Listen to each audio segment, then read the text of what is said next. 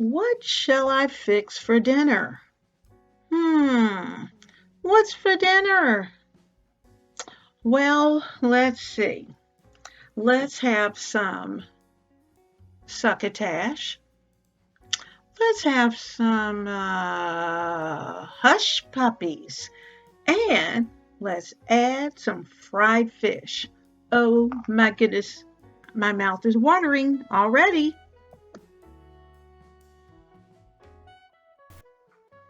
I found this honey cornbread muffin mix at Publix.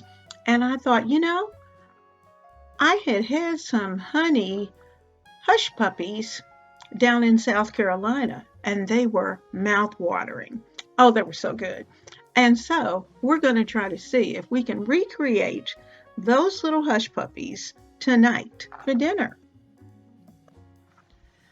Well, I've already diced up my onion because I know I'm going to need onion in both the succotash as well as the honey cornbread or the hush puppies. And you know what? The Louisiana fish fry is my go-to mix for frying up some fish. And I usually just add a few touches in there and finish it out. So that's what we're going to do. When I was in college, um, we could cook in our room.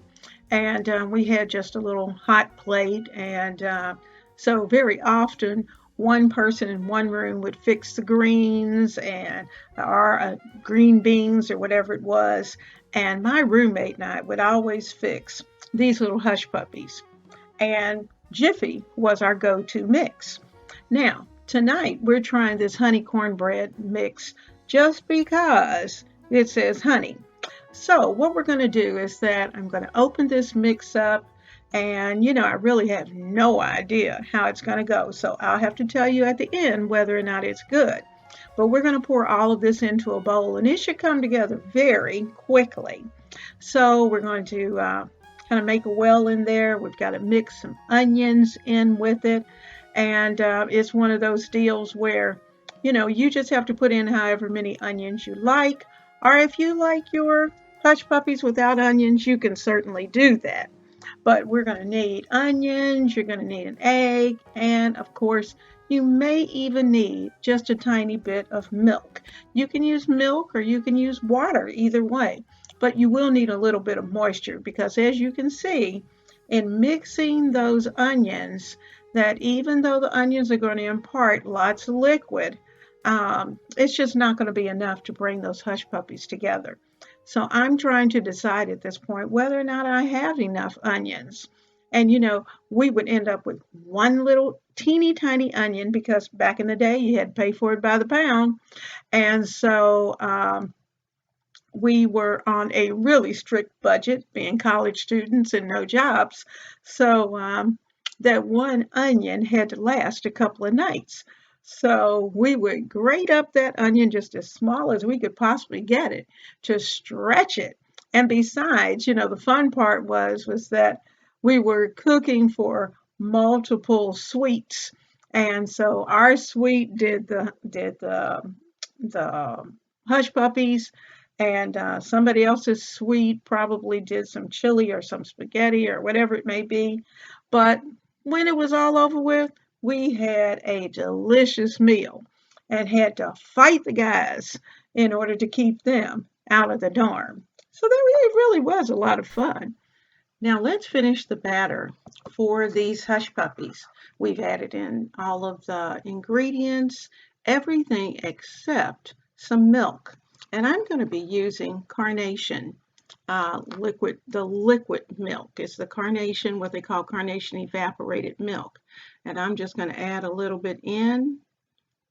And you'll see that I'm being careful with that, careful with how much I put in. Not so much about what's spilling on the side, but you want to start with a little bit and just add it until you get just the texture you want. You also want one egg. So I'm going to put that egg in because that's going to affect the texture of the mixture as well. And you want it semi-thick, but not to the point that you don't want it runny like pancake batter or even like cornbread batter. We want it a little thicker than that, a little heavier than that. So we're going to, I'm giving it a stir and mixing things up just to see where I am. And this is probably the most difficult part of all, is just getting that texture just right. So we're using a spoon, I'm using a bowl, and we're going to use this one bowl to do everything we need to do for these hush puppies.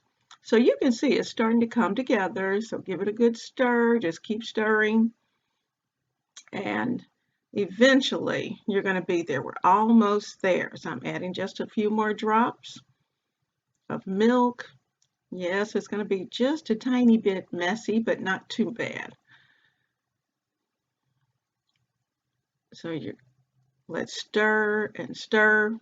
Give it a really good stir because it doesn't have to be totally perfectly smooth, but you do want it to have a certain amount of movement. So you can see I've added quite a bit that time. And at this point, because I've seen the effects of the egg, the effects of the milk that I had already put in, I can start to really stir this up. Now watch, there you go. That's what we're looking for. We want it to be able to drop off that spoon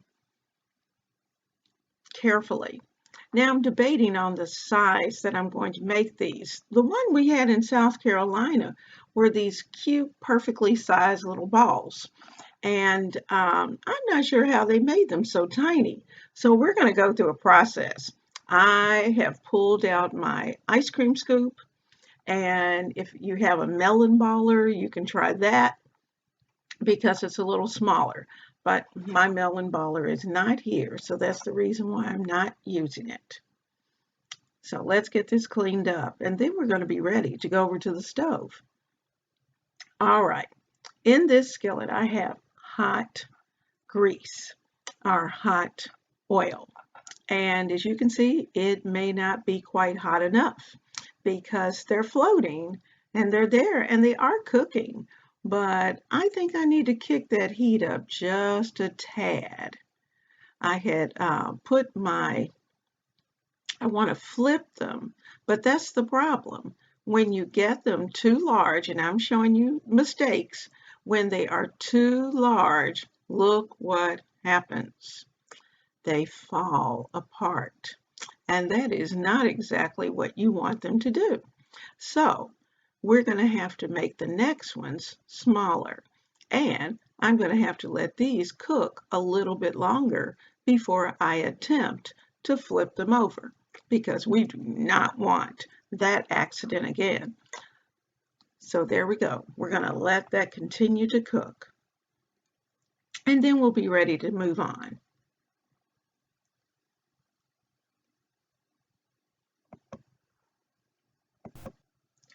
I have flipped those three larger ones over. They were finally ready to flip over.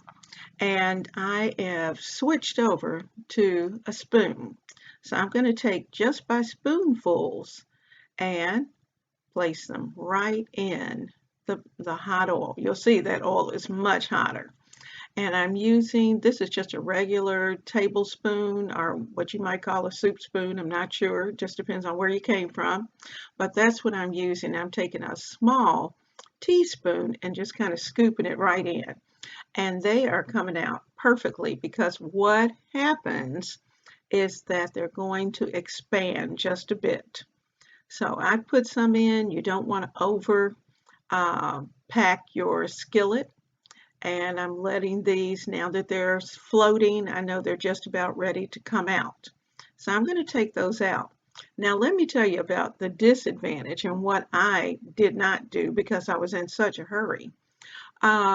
What you want to make sure that you do is to get that oil really hot.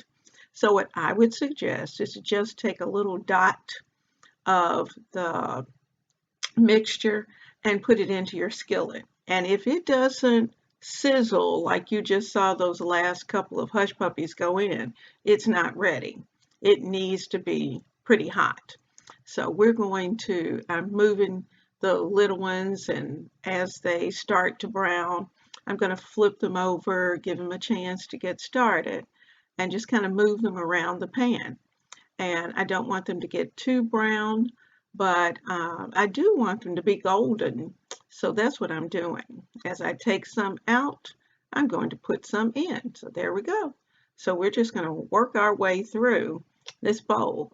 And then I have the oven set on 150, and I'm going to place them in a pan and put them in the oven and let them stay hot while I finish up the rest of dinner.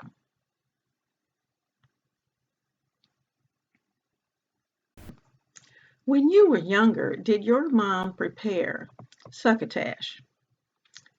And did she keep some of her bacon drippings in a jar or even in a can? And nowadays they've gotten fancy where you can put your bacon grease into a very spiffy, modern, more convenient container. I keep a jar, and that way I have it. So I'm going to take this spoonful and I'm going to put it into this pot. I'm using a pretty large, it's about a 6-quart pot that I'm going to let that get nice and hot. And then I'm going to start to add the ingredients. We're going to be adding some diced onions. And you'll see I have oil over there for the fish. So let's get to this succotash because it's going to need to cook for a little while. I brought it closer to the front so you could actually see both the skillet and the pot at the same time. And we're going to shake in some diced onions. And these are the rest of the diced onions that I used from the Hushpuppies. You know, when you're dicing those onions, let's do everything you need. So as you can see, those onions are sizzling down in there. Gotta have onions. And we also are going to have some additional items. So I'm going to take my wooden paddle and I'm just going to give that a good stir because while I want them to get nice and clear, I don't want them to burn. I don't want anything to burn. And I'm using what's called my extra hot eye on the stove. And it's about, at each setting, it's about twice as hot as what it would be in another pot. How about that? Now, so I'm adding in some salt and pepper because salt and pepper is always good, and you have to have seasoning to your food. Otherwise, your food is just bleh.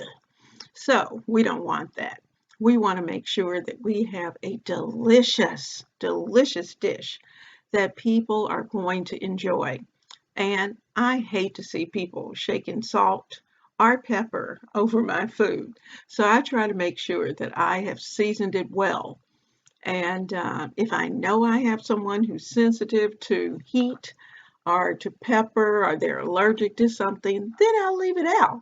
But otherwise, I'm going to season it.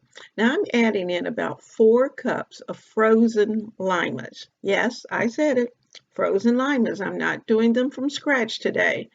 And I'm just breaking them up in this pot because I want the limas are going to be that part of the mixture that really does need to cook longer because you want those lima beans to cook long enough that they are going to release their starches and make this delicious juice in the succotash. I'm also adding in 4 cups of frozen corn. Now, this frozen corn is frozen white corn that I had gotten back in the summer and actually put away in the freezer. And I'm trying to use it up before it's time for summer again. You know, summer will be here before we know it. So I'm giving everything a good stir because I want to get it started and I want to be able to pretty much walk away from it and let it just do its thing. So we're going to I'm letting it get hot, giving it a couple of minutes to start to sizzle. You notice I haven't put any liquids in just yet, but I will. And I'm obviously going to add some more salt and pepper.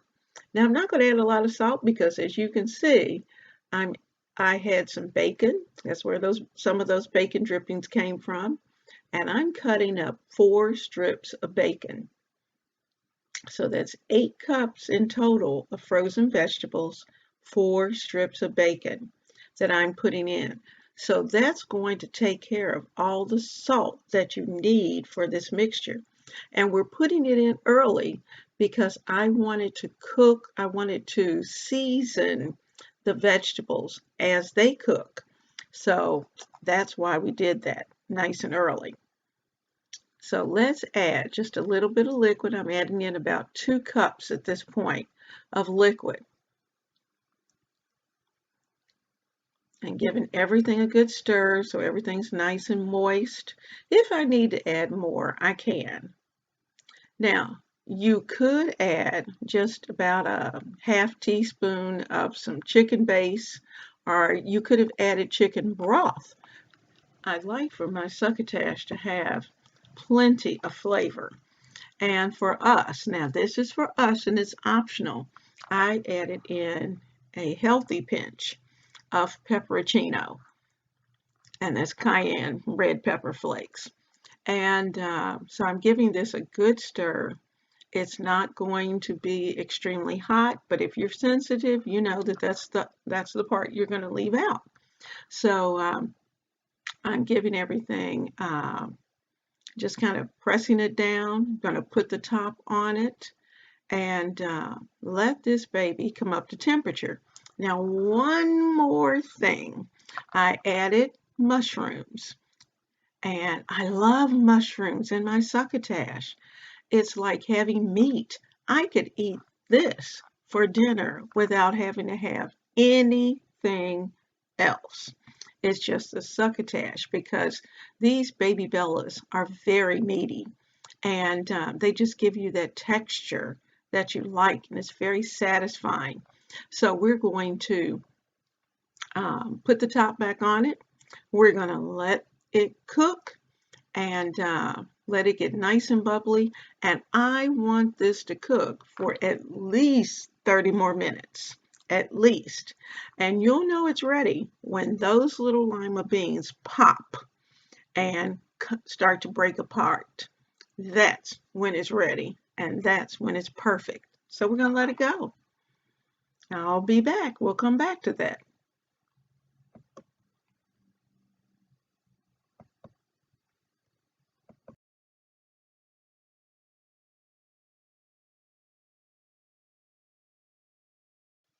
I am Leona Dooley, and this is Ebony, Ivy, and Thyme. And before we go on, let me first talk to you about what we're doing in our kitchen.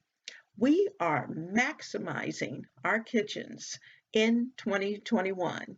We are making them more efficient and we are lifting up our families. Now, here at Ebony, Ivy, and Thyme, we love to decorate, cook, and chat. And all of these things make a home a warm and happy place. The kitchen is our hub. It's the heart of the house. It is in our kitchen where we love and nurture and encourage and guide our families over delicious meals or just across the counter. Your kitchen should be the place where everyone wants to come and have a seat and get a hug. So I'm asking you to join me weekly in the kitchen of Ebony, Ivy, and Thyme and see what we are doing.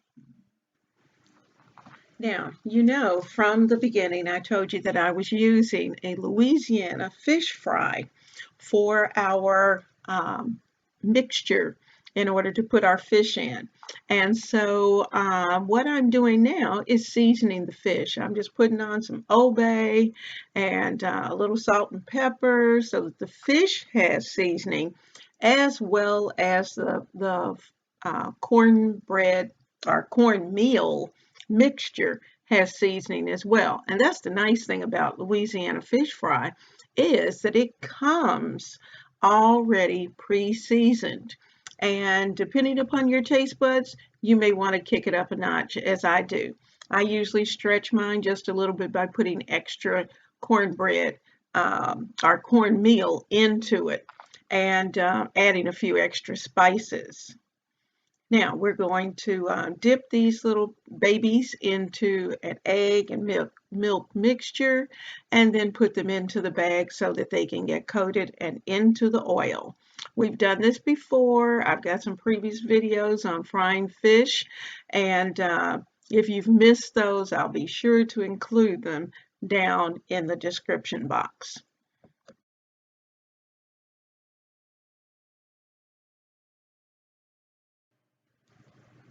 Fasten your seatbelt, because this is where your mouths are really going to start watering.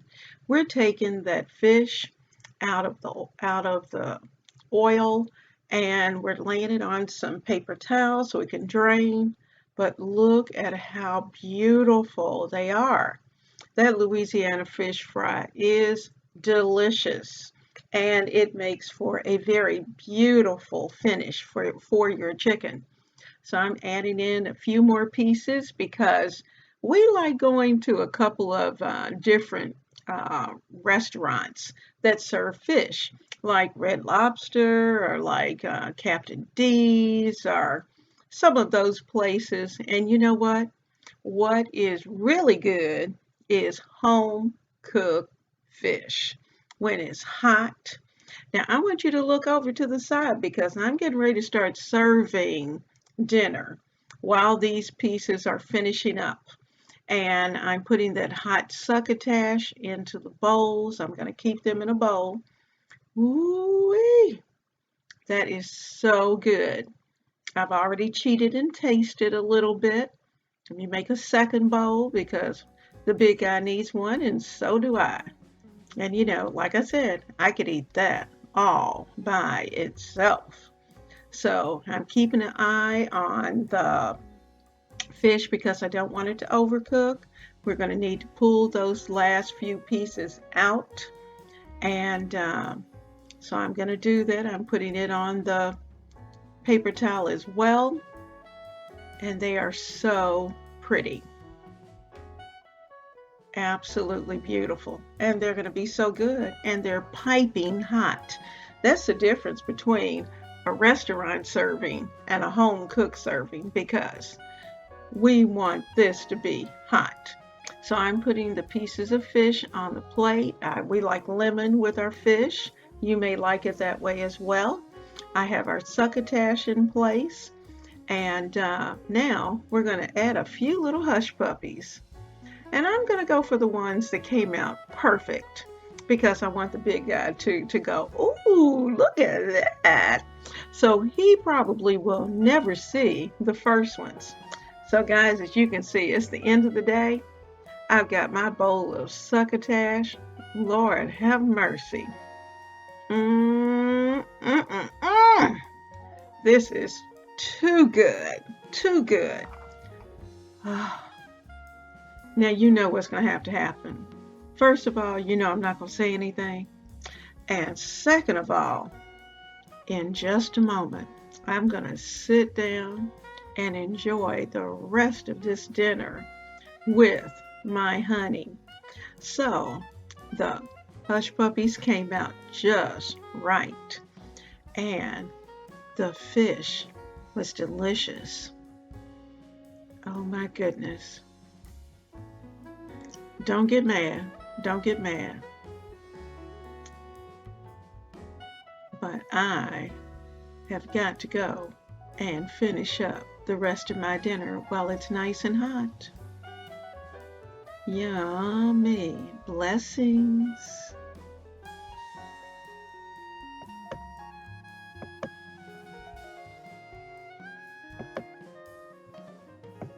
Thank you for joining me today. I hope you have enjoyed being in the kitchen. Together we've chatted and accomplished so much.